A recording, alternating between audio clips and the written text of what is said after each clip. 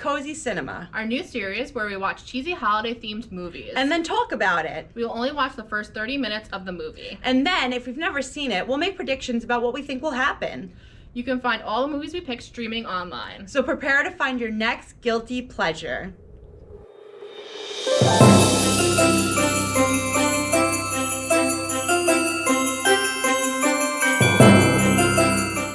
Hey everyone, it's Miss Katrina. And Miss Sam. Today we're talking about the movie Christmas in the Heartland, which can be found on Netflix.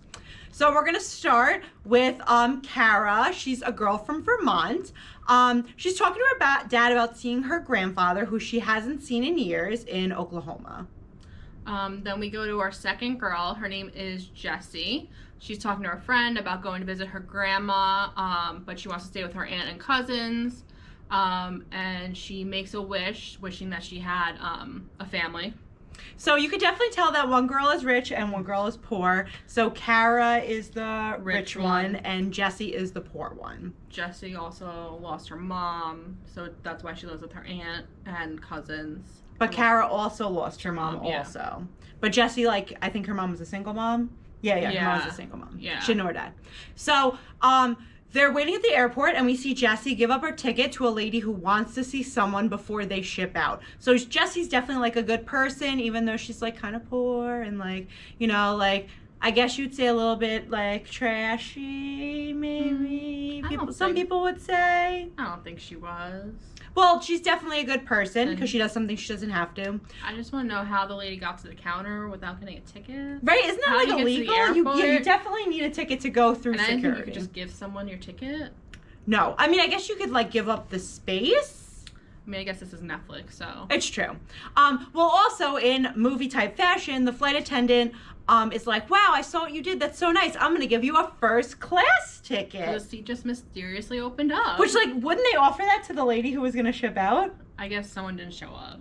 Maybe. Because the flight was full. So she really didn't have to give out her ticket, if you think about it? No, she just didn't want to go, so she's trying to get out of it, and the flight attendant messed her up. So she ended up sitting next to Kara, and they both talk about stuff they like. They both like classical music. They're from a similar area, but still a little different. And they find out that they're ending up in the same town, and they both haven't seen their grandparents in years or forever. Yes, they become instantly best friends on the flight. Like you do. Normal flight stuff. They both talk about losing their moms, which we discussed. And then they decide to change places and change clothes. So Kara is going to pretend to be Jessie and go to her family. And Jessie is going to pretend to be Kara and go to her grandparents. I just have one question. Do these grandparents not know what these children look like? That they can... No, apparently not. There's no pictures at all, ever? I mean, they do look kind of similar. But not enough to confuse your They're both kind of blondish, like white girls. It's not like they're vastly different looking, but they also haven't seen them in forever. I'm sure their parents don't really stay in close contact with them. So, I mean, it works. I guess. So, Kara, from now on we're going to call them fake Kara and fake Jessie because they have switched places. So, fake Kara leaves in a limo and fake Jessie's grandma picks her up in a pickup truck. So, again, we see the total difference between their classes. Fake Jessie's grandma says she has a surprise. She pulls up at the gas station, and it's her dad, who she's never met before. Surprise. Yeah, right? Maybe you should warn her, your dad's gonna be here that you've never met. But no, they just spring it on her, which kind of be a little scarring, I think, as a kid. But whatever. Especially for fake Jessie, who is not involved in this at all. Yeah, exactly. This is really not her dad. So he's a musician who has quit being a musician and has now come home. I guess he was touring or something. Yeah. So we see some things like fake Jessie can't figure out the gas pump. They say they're going to visit family in town, have a barbecue, and the grandma talks to her kind of about losing her mom. So she's kind of starting to bond with them, but also she's really rich, so she doesn't know how to do certain things.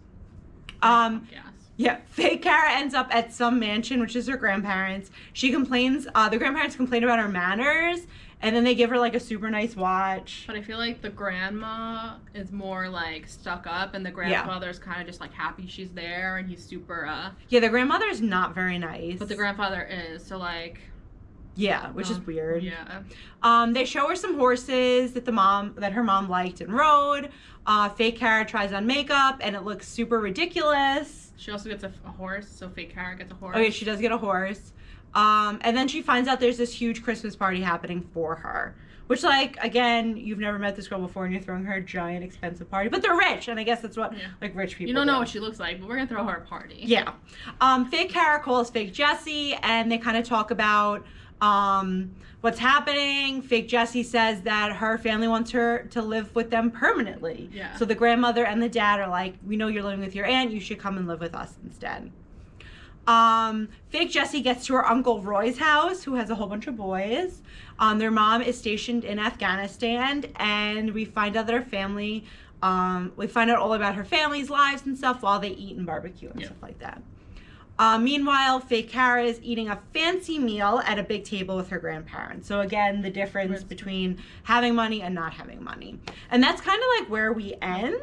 You know, we've kind of have an introduction to both these girls and what's happening.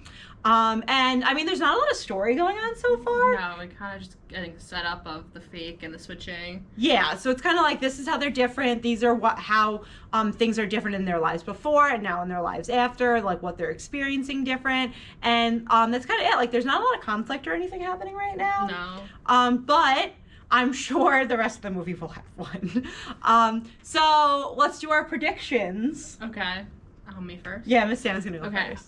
I honestly don't know. I feel like something's gonna go wrong and they're gonna figure out eventually that they're the wrong kids, or they're gonna run into each other and then it's gonna get awkward, or maybe the families know each other from somewhere because they're from the same town, and then they're gonna realize that they in fact do not have the right granddaughters. And I don't really know what else. I don't know where this is going. I mean, it's kind of hard to predict where it's going because, again, there's no like conflict. There's no real story happening yet. My prediction is that something bad is going to happen at the rich house, and then fake Kara is going to want to leave, but fake Jessie, who's at like the poor house, is going to be like, I don't want to switch back.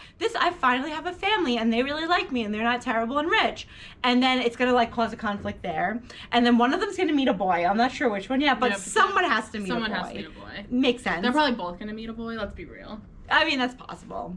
And then my last prediction is that real Jessie at the end is going to move in and live with her grandma and dad. Because, again, she's living with her aunt, but this is her dad, and she's going to, like, want to get to know him. I'm sure we'll eventually find out why the dad was not in her life and has never met him before. I mean, I think they kind of were like, he's a musician. Yeah. And, like, he was on tour, and that's why. But, like, you know, he could have, like, stopped by. I mean, the mom did die, so you would think that... Yeah, but the mom died recently, though, I think. Yeah. Right? Like, I think she just died. I guess. Yeah, her mom died of cancer this year. Yeah. And then the other one, real Kara, her mom died when she was 10. Yeah. So but she's close with her dad. Yeah, she's super close with her dad. Who has like a girlfriend, right? Some sort of girlfriend? Oh, maybe. I think. Are we going to have an evil mom? I don't know. I remember there being a girlfriend, or like just a brief mention of it. We don't really know anything about her though. Okay, so those are our predictions. So now we're going to let you know if you should or shouldn't watch Christmas in the Heartland. Miss Sam, you can go first. I'm going to say I want to finish the movie because, like, I really just have a plot. I want to see what happens with it. Probably one of the parents were going to show up and be like, that's not my kid. Probably the dad. Possible. The dad's going to show up and be like, who is this child? It's not mine. Well, he's the only parent left, right? So, is that one dad? He's going to show up and be like, who is this girl? And it's not his daughter. I mean, like, from the first 30 minutes, there's really nothing happening. I feel like it's not a good movie, but the setup is so good that I feel like it has to be a good movie. Something has to happen. Something's gonna happen. I mean, it could just go the rest of the way and nothing happens and it's super boring and lame, but I feel like we're not in, like, that's not in store for us. There's gotta be something wild Some weird going on. parent trap thing's gonna happen. Yeah, that would be great. If only, like, her mom was still alive and her dad was still alive and they could have parent trapped them and get them together, that would have been even better. I hope that's where the movie goes, but the mom is dead, so that's not. I mean, there's the other dad, unless they're gay and then they come together. They could be parent trapping the dad. That could be like a new twist on the parent trap. Yeah. Ooh, I think we just thought of a movie, guys. We did. We make millions of dollars now. Okay, so I'm going with, it is a little slow, but I think you should probably check it out. I did end up watching it. Oh, I didn't finish Oh, it. I did finish it. So I know what happens, and it is cute. It does end. It does have a story, and there is a plot, but it definitely is slow to get going. So I would recommend that, yes, you watch it.